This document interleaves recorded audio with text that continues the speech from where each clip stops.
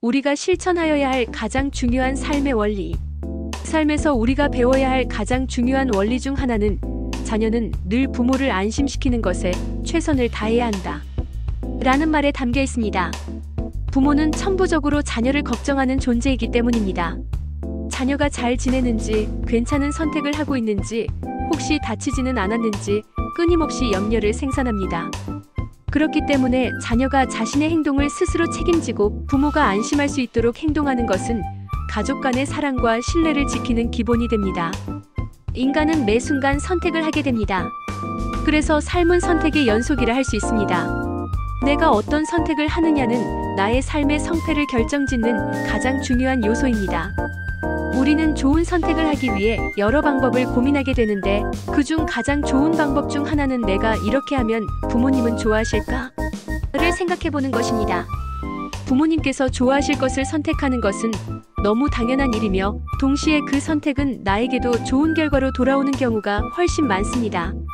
성각자들도 이와 같은 가치를 강조했습니다. 공자는 효경에서 부모의 뜻을 헤아리고 그 마음을 평안하게 해드리는 것이 효의 시작이라 말했습니다. 칸트는 인간의 도덕성은 타인의 입장에서 생각하는 능력에서 시작된다고 했습니다.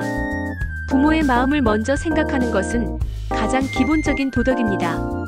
또한 정약용은 목민심서를 통해 가정에 도리는 사랑과 책임의 조화에 있다고 말했습니다.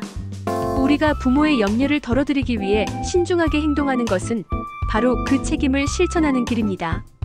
사례 하나. 중학교 2학년 지호는 늦게까지 친구들과 놀다가 집에 연락도 없이 들어갔습니다. 부모님은 걱정으로 밤잠을 설쳤고 다음날 지호에게 화를 냈습니다.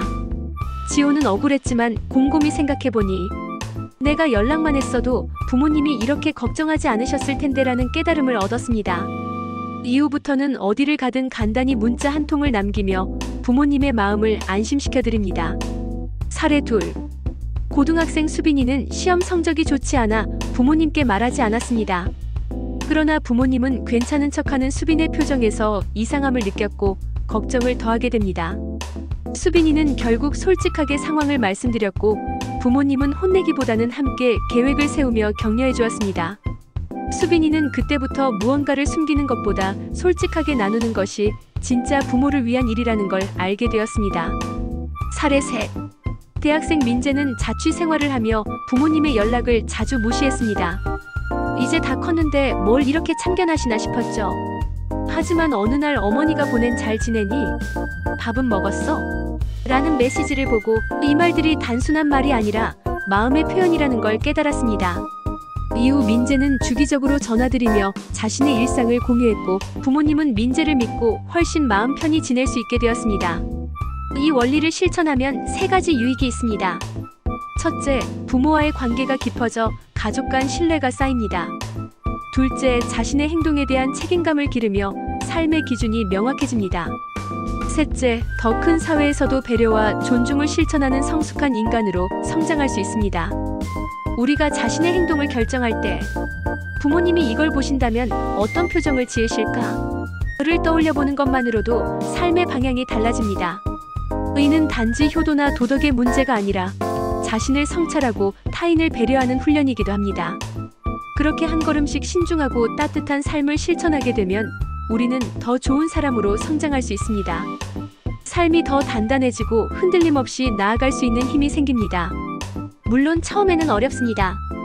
부모님께 안부를 전하고 사소한 행동 하나하나에 책임을 갖는 것이 익숙하지 않을 수 있습니다. 그러나 그것이 바로 인간다운 삶의 시작입니다. 우리의 행동이 누군가의 걱정을 덜어주고 따뜻함을 전할 수 있다는 것을 기억하세요. 오늘부터 부모님의 안심을 위한 작은 실천을 해보세요. 그 시작이 여러분의 삶을 더욱 아름답게 바꿀 것입니다.